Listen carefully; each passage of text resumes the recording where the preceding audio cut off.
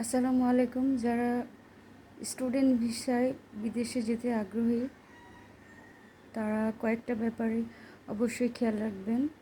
সেটি হচ্ছে কোনো রকম ফেক ডকুমেন্টস যেন শো না করেন।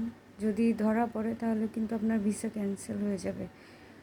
আর অনেক ক্ষেত্রে দেখা যায় যে সিজিপিএ ভালো থাকলে ভালো ভালো ইউনিভার্সিটিতে কম্পিটিট করা যায়, যেমন অস্ট্রেলিয়া, ইউএসএ, কানাডায় যেতে চাইলে স্টুডেন্ট হিসাবে কিন্তু আপনাদেরকে অনেক দিক থেকে এগিয়ে থাকতে হবে। আর ব্যাংক স্টেটমেন্ট 30-40 লাখ টাকা দেখাতে হবে। অনেক ক্ষেত্রে অনেকে ফেকভাবে ব্যাংক স্টেটমেন্ট করে থাকেন, এতে কিন্তু ভিসা বাদ হয়ে যায়।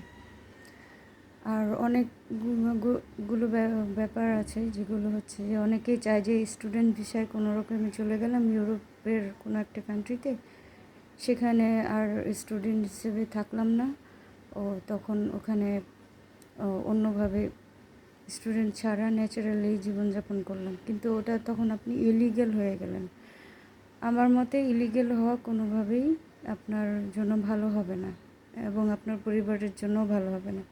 একবার যদি ইলিগ্যাল হয়ে যান তখন কিন্তু আপনি অবৈধভাবেই সব কিছু হ্যান্ডেল করতে হবে। এটা খুবই কষ্টকর, যা কিন্তু পরবর্তীতে আপনাকে ভোগান্তিতে পড়তে হবে।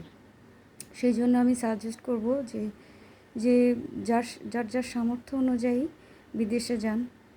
আগে প্রথমে আপনি দুবাইতে বা নর্মাল কান্ট্রিতে যান, মালয়েশিয়াতে স্টুডেন্ট ভিসায় যান। ওখানে যেহেতু কম টাকা পয়সা খরচ হয়, ওখান থেকে আপনি সুইচ করে পরে আমেরিকায় চলে যান কোনো ইউনিভার্সিটিতে। যেহেতু মালয়েশিয়ার স্ট্যাটাসটা ওরা নেয়, স্টুডেন্ট ট্রান্সফার হয়, ট্রান্সফারেবল।